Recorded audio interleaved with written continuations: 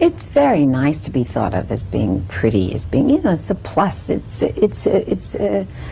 nice. It's not terribly important, but it is nice to have it in your favor.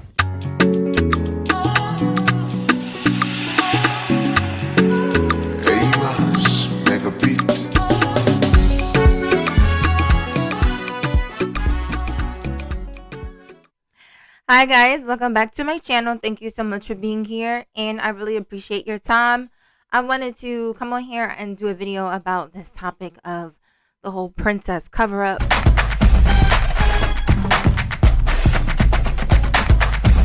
Alright, y'all, we gotta see my new client.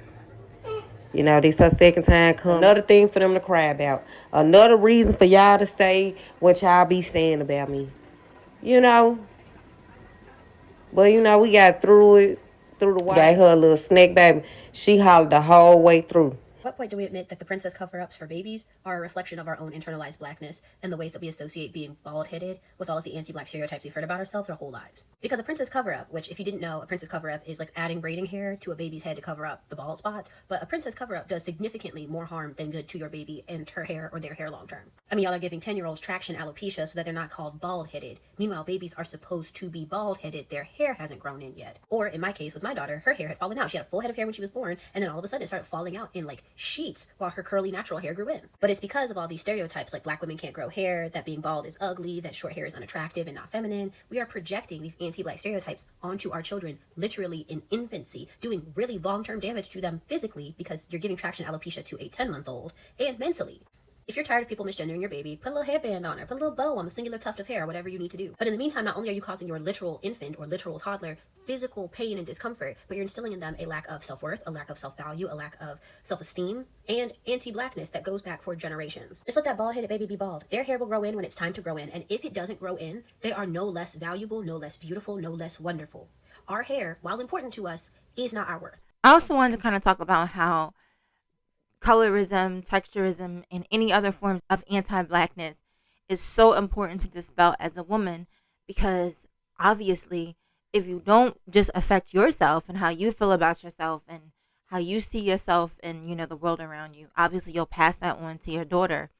Last night I was scrolling on Facebook Reels and I saw so many videos of little girls getting these braids, you know, where it's like corn rolled or flat twisted up to the side. You know how the algorithm works. Like once you start watching a video long and then you scroll up, they'll keep recommending it. So I was starting to, like, every 2 reels, it started being these little girls in chairs, you know, having their hair done by braiders. And I noticed that a lot of the little girls didn't have hair. Like their hair was like maybe 3 inches. Okay, y'all, we got Maddie. Maddie, mama gonna tell me. I don't know. But, you know, the more braids you put on there, the longer it lasts. And then it was like inconsistent lengths and like even bald spots. And so I just started thinking to myself, like, is this normal? Like, is it normal for little black girls to, you know, go through a stage of shedding where, you know, their newborn hair falls out and then their true texture starts to come in and sometimes it's a little slow? Or is this something that is being engineered, you know, based off of lack of care, whether it's intentional neglect or if it's, you know, not realizing that having them sleeping on a non-satin, you know, pillowcase or a non-satin, like fitted sheet for their crib, because they make those things, not putting little bonnets on their head. Like, is this more engineered or is this, like I said, something that naturally occurs? So I wanted to talk about the fact that, first of all, like I said, when you as yourself do not address certain issues concerning anti-black mindsets, you are going to by far pass them on to your daughter. Most likely any child you influence, whether they're male or female, but absolutely you're going to pass them on to your daughter. And the reason why is because not only just in the actual language that you use towards your child around their appearance, seeing as if they're your child, they most likely share some of your phenotypical traits. So the language that you use towards your hair is going to affect them because they're going to say, well, hey, I look like my mom. but some of the language that you directly use towards them is going to affect them. Because say if you have a child and you don't like their hair texture, or you're unfamiliar with their hair texture, or you don't have the single first clue about what to do, if you start using language to describe their hair texture as difficult, nappy, hard, I gotta do your hair, well, how do you think they're going to view their hair as they grow up, as they turn into a woman? And I always say some of this stuff harkens back to the fact that a lot of us, specifically in the Black diaspora, we grew up in households where natural hair was not on the verge or on the rise as it is now. So if you're a little girl and you're born in 2014, you may have had a mom who was already natural and was practicing certain things. So those little girls that grew up like around like the natural hair boom, and obviously years after that, they got to potentially grow up with a mom who was already well into their natural hair, like how my daughter did. By the time she came along, I had already like had products, tools, things, skills, trips in the house.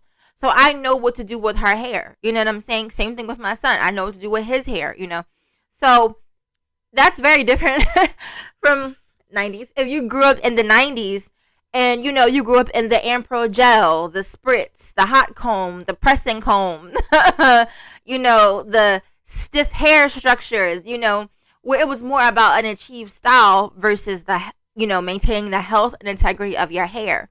And so even stylists back then, many of them, while they could have been, more instrumental in helping our hair stay healthy, the styles were in, the flips, the crimps, the bangs, the waves, all of that was very much about, hair being art. And so what can get lost in that is, maybe I shouldn't get this, quick weave, or maybe I shouldn't get this 27 piece, or maybe I shouldn't get this, waterfall ponytail because it's going to give me traction alopecia later down the line. And then when you start talking about the whole micros of the early 2000s, that's a whole nother like era of achieving certain hairstyles that were never going to be healthy for our hair in the long run. And so when I grew up, my mom had a relaxer. Now, my mom has always had long hair, and she's always kept it, straight. When I think about my mom, when I was a little girl, she had her hair dyed jet black, and she had a relaxer, and it came to the middle of her back, and she always had like a part in the middle, and sometimes she did a part to the side.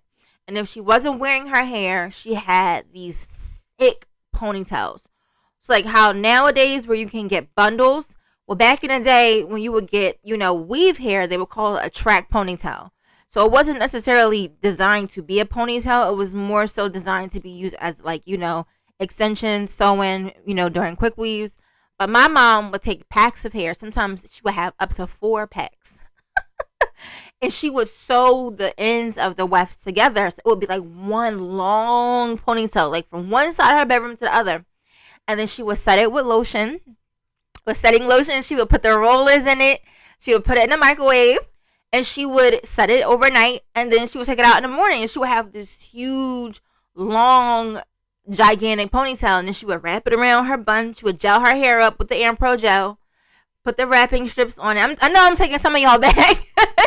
And then she would wrap it around her little bun that she would make. And then she would put the bobby pins in it. So this was what I saw my mom do with her hair. My mom was not natural.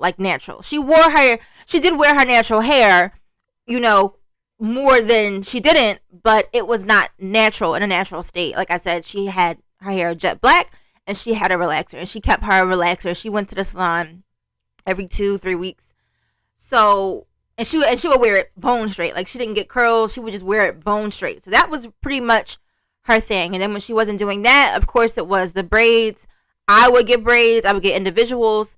My mom would get individuals, like medium size. We thankfully didn't do the micros, but that was absolutely a thing. So this is some of the hair habits and culture that I learned from my mom.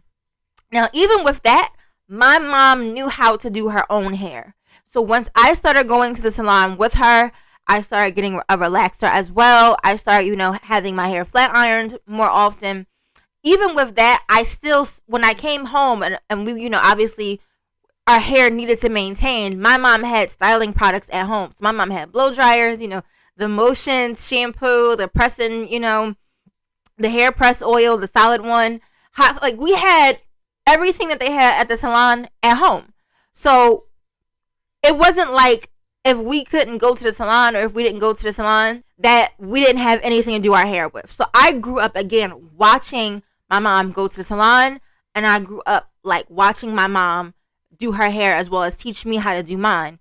So by the time I was like maybe 12, I knew how to do my own quick weave. I knew how to do things to my own hair. Okay. Again, none of these were natural hair practices, but I knew how to do my own hair. So I went through that whole spiel to say that I think a lot of times what's happening is, aside from, the lack of natural hair, culturally being accepted, is that a lot of these young girls, moms, they are not, they don't know how to like do anything with hair. Like there are some women when you go to their house, they don't have any shampoo, they don't have a blow dry, like they don't have anything to be able to do their hair with. And so, like I always say in my video, then if you do have practice, it's not with natural hair. So if you know how to put on a wig, melt the lace, flat iron apart, put some curls in it. If you know how to do that, you're not working with a hair texture that's similar to yours. So you don't have any practice with kinky curly hair. So you don't also have any products or combs or brushes. Do you understand what I'm saying? Like if you don't have the practice with it, you're not going to know what to do with it. And so if you go along, if you are a woman who 70% of the time she's wearing a wig or she has a weave in her hair, and you have a little black girl, a little black daughter who has natural hair, and she requires, a simple leave-in. Do you have that at your house? Would you have that at your house? She requires a simple detangling brush, a sealing oil. Do you have any of these things at your house if this is not something that you routinely practice with your own hair? Are these children having their hair taken care of? Are they sleeping, like I said, are they sleeping on satin pillows? Or is their fitted mattress cover satin? Like, what's being done to protect their hair? Because I know when a lot of times when babies lay on their back, obviously, because they're babies, they get that little bald spot right here. All babies, regardless of race. And so ways you can help prevent that is by, putting a little satin scarf, even on their car seat. So I also wanted to play this clip, and I'll come back with the rest of my commentary. I seen a girl make a post on here, and she was like, if my baby is bald head, she's not getting no braids, she's not getting no princess cover up. Baby, that's on you, because one thing I can't stand is no bald head ass kids. Like, no shade. I especially can't stand no bald head ass little girl. Especially if the hair is 4C. I'm sorry, I just cannot stand it. I don't like when people have kids that's bald headed and just put a bow or just leave their hair matted up and stuff. Like, y'all don't understand and know that braids actually grow kids' hair. Like, my baby hair, my stepdaughter hair, she have good hair, but her hair was small. Like, once she started getting them braids, that literally made her hair grow. So, yes, if I have a bald-headed daughter, she's getting a princess cover-up. I'm sorry. Because y'all literally don't do anything else with the hair. Y'all can't do nothing else with the hair. Y'all just have to find a very professional braider that's very good with kids, that don't have a lot of retention on the kid's head. And, yes, they will be all right. But I ain't gonna lie. Y'all be having these kids walking around here, hair matted, bald head, and y'all be having bust-downs, boho braids, all kinds of shit. Y'all be looking to the teen. Y'all kids, y'all daughters has be itty motherfucking bitty and all napped up. Y'all don't even try to comb that shit out. So yes, my child will definitely be getting a princess cover up. If I have a bald head baby, that's definitely my first go-to. And I'm sorry, no shade. A few moments later. Y'all really get on my damn nerves. Every time somebody say something on this app when they black and say something about hair, color, whatever, y'all always talk about some colorism. Baby, I am black as fuck. Literally black as fuck. Never been racist a day in my life. I love all races. Like, never been a colorism. Y'all saying it because I'm saying that 4C hair is not the best hair. And it's not. Let's just be honest here. What the hell? It's two different types of hair. They got good hair and they got bad hair. I don't give a damn what y'all saying. Oh, it's no such thing as bad hair. Yes, the fuck it is. And I'm just saying this for myself because I have bad hair. My hair is nappy as shit. Why y'all think I keep something in my motherfucking hair? Because I don't want to deal with it, because it's just too much to deal with, because it's nappy as shit. So yes, they do have two different types of hair. They have good hair and they have bad hair. And they also have okay hair. So let's just say 3 types. And y'all want to say, oh, it's no such thing. You're comparison types of hair. Bitch, they have different types of hair. Like, if y'all want to be for real, let's be for real. I know somebody with good straight hair, good curly hair, medium natural hair. Bitch, my hair is nappy as shit. The back of my hair, I got BWs in the back of my shit. Y'all think I'm going to sit here and lie and call that shit good? That is not good. This hair is terrible. When is y'all gonna sit there and be real with yourself? Y'all always talk about colorism and just because I said something about 4C hair is not the best hair. Like, let's be for real. It's not. And that's okay. Now, I don't believe in good hair and bad hair. I don't. I believe in healthy hair and unhealthy hair. I believe you will have excellent results. Your hair will flourish if you're taking care of your hair, if you're fulfilling your hair needs, if you are maintaining your hair well. Your hair, regardless of texture, will flourish. Now, if your hair is lacking moisture, if it's dry, if it's neglected, if it's not being cared for properly, that's bad hair. If your split ends are pretty much the entire length of your hair shaft, if your follicles are damaged from traction alopecia, from pulling, from tugging, from tension, that's bad hair. If you can't put your hair into a low ponytail or a high bun and it all doesn't connect at the top, unless you've specifically done a certain haircut to cause that amount of layering and that amount of feathering, yeah, your hair is bad. If your hair is thin, if there's no density whatsoever, and I'm not talking about people like high density. I naturally have highly dense hair. I say it all the time. Both of my parents, full heads of hair in their head. So it was no way I was going to turn out with thin hair. It wasn't even in the cards. But there is a natural density that a person with a healthy head of hair should have. And so if you have really thin, dry, broken off, damaged hair, your hair is bad. Whether it's type 1 hair, type 2 hair, type 3 hair, or type 4 hair. Everyone's hair has the potential to flourish and be healthy. If your child's hair is falling out or it's not growing, because typically that's what the issue is. If it's not, because hair grows on its own, right? Like you can literally do nothing to your hair and it will still grow. So once your hair stops growing, that, like I said, indicates to me that there's some sort of follicle issue. There's some sort of internal issue that is causing the hair to no longer grow in a certain spot. And you can absolutely give your child traction alopecia from as early as 1 or 2 if you're not properly making sure that you're doing low manipulation, low tension styles on their hair. Now, she says that she is not being colorist. She said she wasn't being colorist. She said that she is black and she has bad hair herself. I'm assuming her hair is damaged. It doesn't grow past her ears.